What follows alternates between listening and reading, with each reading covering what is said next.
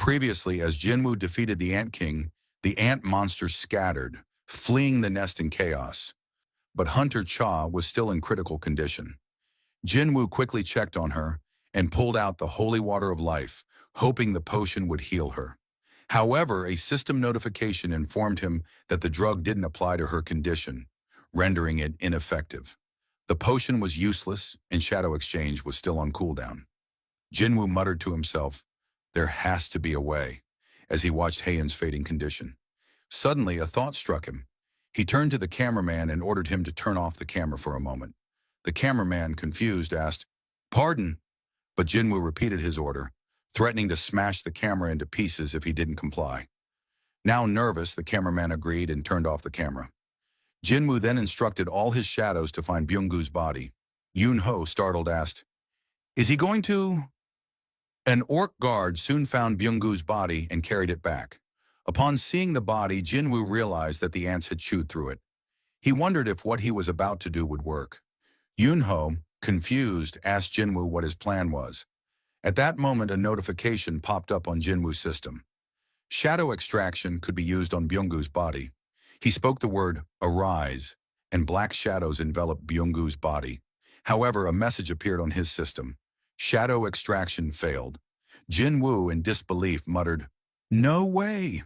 He tried again, speaking the word "arise," but once again, the system informed him that the extraction had failed. Jinwoo believed that Byung-goo may have thought it immoral to turn a human into one. Iron, who stood nearby, watched the situation unfold in confusion. Jinwoo, however, was focused on saving the one life still remaining. His eyes turned to Heian. On his final attempt, Jinwoo once again said, "Arise." This time, the shadows enveloped Byung-goo's body successfully. Yoon-ho grabbed Jinwoo's shoulder in shock and asked, "What did you do to Byung-goo?" His voice was filled with disbelief. He added, "Do you have the power to command the dead?" At last, Jinwoo's third attempt was successful. Byung-goo's hand emerged from the ground as the shadows solidified around him. Byung-goo, now a shadow, standing tall beside Jinwoo. Jinwoo had successfully extracted Byung-goo's body. Jong-in questioned Jinwoo, wondering if he truly had the power to harness the dead. Dong-wook added that Jinwoo was certainly not an ordinary summoner. Suddenly, Byung-goo's shadow began to move and approached Heian, casting a healing spell on her. Yoon-ho, witnessing this, asked, "Is Byung-goo healing Heian?" He placed a hand on Jinwoo's shoulder, prompting Jinwoo to explain that he could tell what kind of person Byung-goo was. He hadn't given any orders, yet Byung-goo had instinctively healed Heian. Jinwoo believed Byung-goo had a warm heart, while Byung-goo's shadow was seen smiling. Yoon-ho closed his eyes and commented that the shadow was no longer truly Byung-goo. Jinwoo agreed with him. The cameraman, observing Jinwoo's summoning abilities, was speechless. Realizing why Jinwoo had ordered him to turn off the camera, he understood. The public couldn't know about this. Jong-in, watching the battle unfold, reflected on how Jinwoo's power continued to grow, finding it frightening. Yoon-ho then spoke to Jinwoo, suggesting that Jinwoo would likely take part in more battles from now on. While he acknowledged that Byung-goo's ability could be useful, he also requested that Jinwoo not use it in battle again, as Byung-goo disliked violence.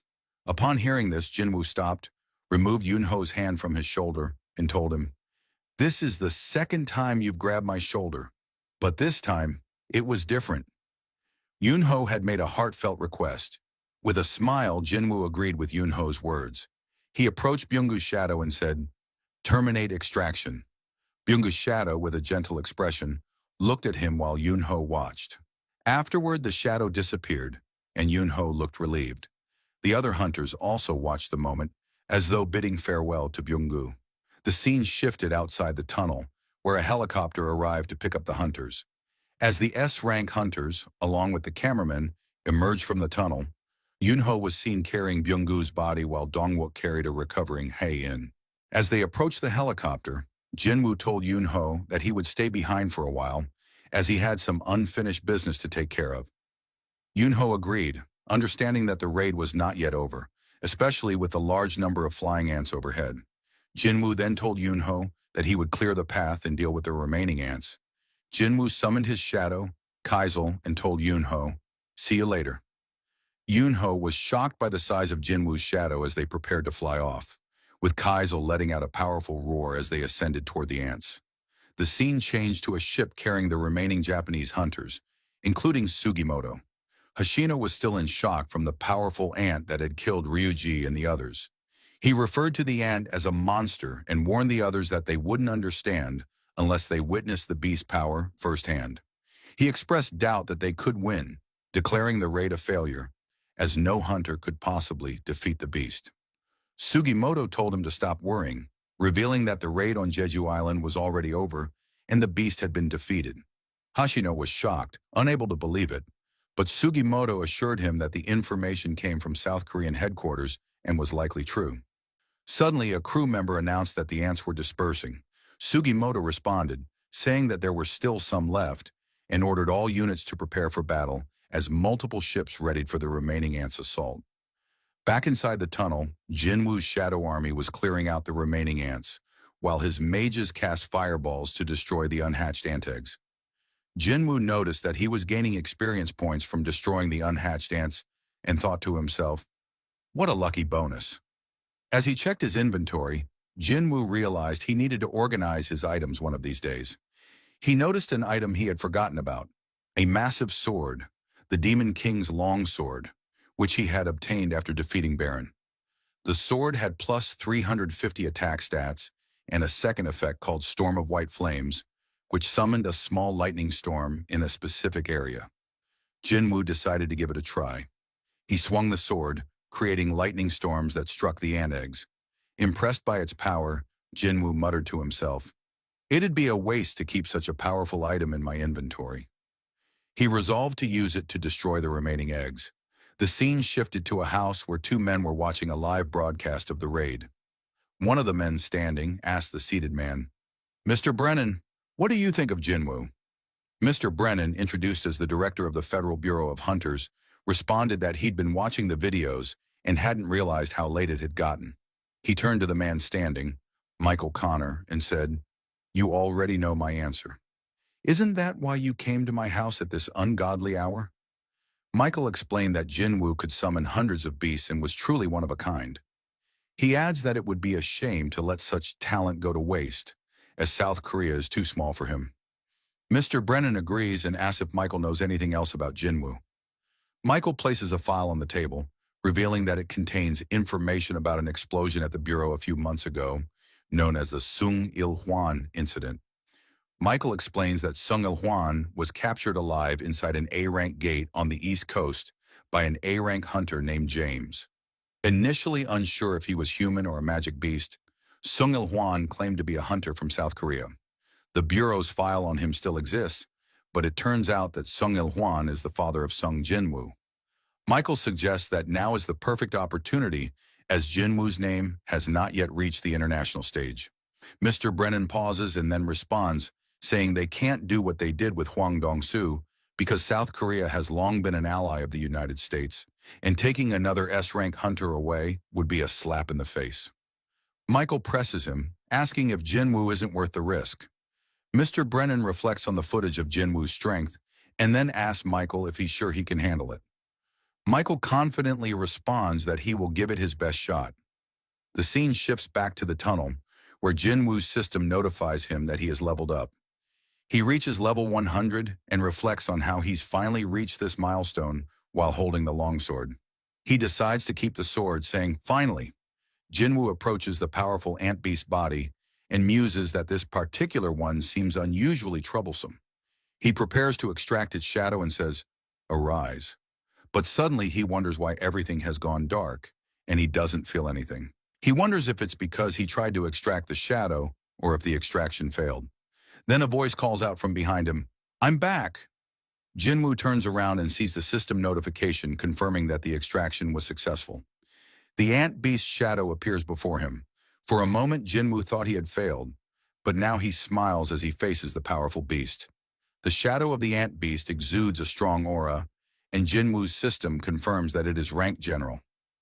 The shadow kneels before Jinwoo.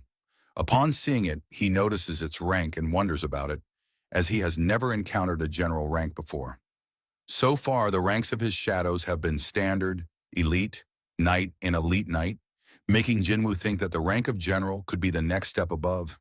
This means that the shadow of the ant beast is the strongest soldier he has extracted so far.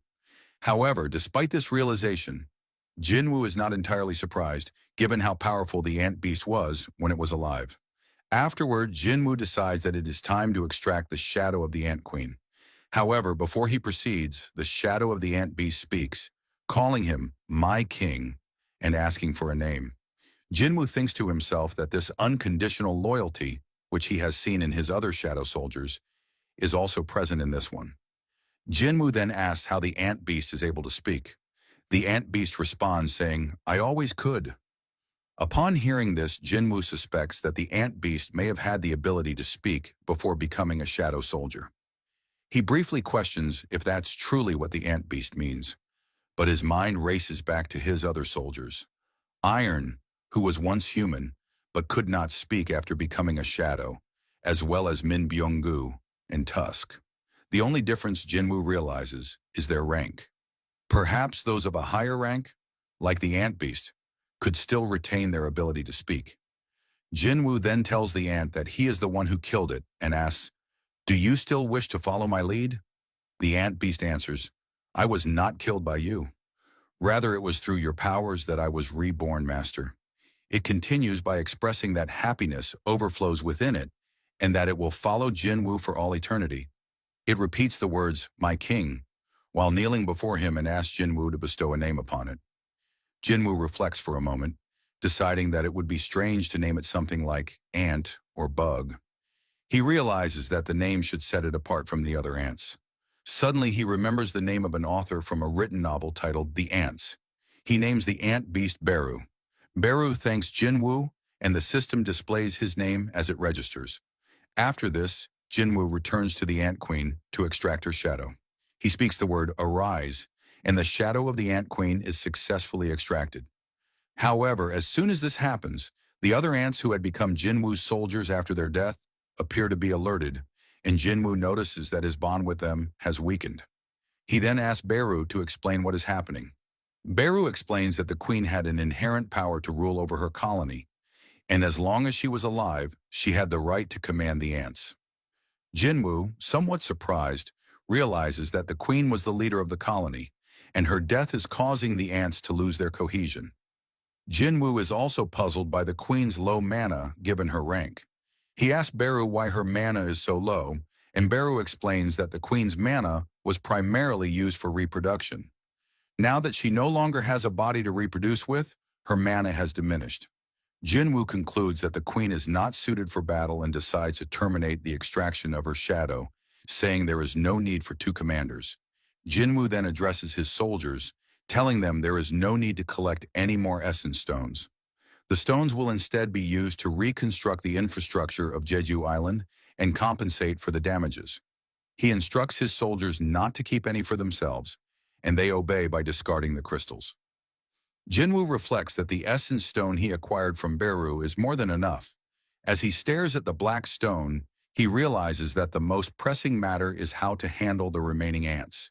He wonders if he will be able to wipe them out using his current troop. Before Jinwoo can finish his thought, Beru speaks again and informs him that the enemies are struggling to navigate in the sky without a leader. They are unable to maintain their formation and are scattering in confusion. Upon hearing this, Jinwoo asks Beru how many ants remain. Beru responds that there were 8,700 ants before the attack today, and approximately 4,000 survived. Jinwoo thought he had wiped out the entire group in the earlier battle, but now he realizes that there are still many left. He asks Beru if he can wipe out the remaining ants on his own. Beru, radiating a powerful aura, responds, "If you give me an order, Master." The scene shifts to the defense team, where the Knights Guild, led by Jiang Su and Yuntai, is stationed. Jiang Su spots the incoming ants and immediately warns his team to prepare for battle. Projectiles are launched from destroyers, and mages cast powerful energy blasts at the ants. The forces combine in a joint assault to take down the ants. The scene transitions to Gina, who announces that the ants are heading northward and are about to collide head-on with the Knights Guild. Ki-hoon, the leader of the Hunters Guild, orders his members to prepare for battle as the massive swarm of ants approaches. In the Fiend Guild, the Vice Guild Master orders all hunters to prepare for battle, and one of her subordinates shouts, "Slaughter every ant in sight." Meanwhile, in the Fiend Guild, a hunter remarks that the ants are as strong as B-rank creatures. He orders his team to get into battle positions, warning them that straying from formation could result in death. He adds that they must reclaim the Fiend Guild's honor. However, one of their members, Min Sung, trembles in fear, unsure of how they will fight such powerful ants. Another guild member notices Min Sung's fear and thinks to himself that, despite Min Sung being a rank, he is a total wuss. The scene shifts once again to Ju Hee and Mr. Song, who are at the location where the ants have reached the shores of Hounding. Ju Hee wonders aloud if they are strong enough to fight the ants. Just then, a fast-moving beast appears and slashes through the ants approaching them, destroying them in a single strike. Ju Hee is shocked and asks Mr. Song what kind of beast that was. Mr. Song, equally stunned, replies, "What incredible speed! I can't make out what it is." The beast is Jin Woo's Shadow General Beru, leaving a trail of destruction behind it. The hunters are left bewildered, unsure of the identity of the beast. The scene shifts to the map of South Korea, showing the locations of each guild. The efforts to exterminate the ants have lasted for 2 days in the southern region of South Korea. The ants have also been spotted in Chinese waters, with ships positioned along the coast of China. The captain, observing the situation, expresses disbelief that the ants have already reached China. He mentions that they haven't been able to sleep for 2 days. One of the crew members speaks up, noting that the second wave of ants is now within their shooting range. Another man behind him comments, "Orders to fire must be..." But the captain interrupts, saying, "Hold on. It seems our hero wants to handle this on his own." We then see a man with 2 swords on his back standing atop a swarm of ants. He says, "They just keep coming," before declaring that he will sink every last one of them to the depths of the ocean. With a powerful aura emanating from him, he unsheaths his swords and swings them. The slash creates a massive wave that sweeps through the ants. As the ants are struck, multiple explosions occur, obliterating them. The man scoffs, saying that the ants are weak, and if this was the same ant that battled Sung Jin Woo, he would have had more fun. He then puts his swords away, lamenting, "What a shame," as the corpses of the ants fall into the sea. The scene transitions to the United States, where a woman is questioning a man sitting across from her about his opinion on Jin Woo. They are watching the battle unfold on a screen.